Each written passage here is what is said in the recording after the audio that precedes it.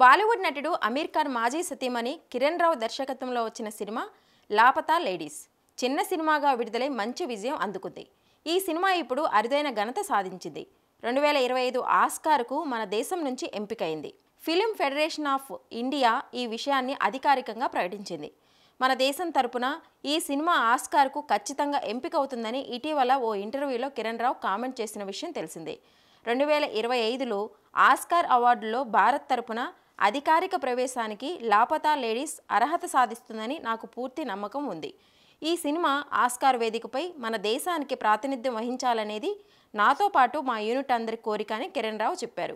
గ్రామీణ ప్రాంతానికి చెందిన ఇద్దరు నవవధువులు రైలు ప్రయాణంలో అనుకోకుండా తారుమారైన సంఘటన ఇతివృత్తంగా లాపతా లేడీస్ని తెరకెక్కించారు. ప్రముఖ నటుడు అమీర్ ఖాన్ నిర్మించారు. ప్రతిష్టాత్మక టొరంటో ఇంటర్నేషనల్ ఫిల్మ్ ఫెస్టివల్ వేడుకలో గత ఏడాది ఈ చిత్రాన్ని ప్రదర్శించారు.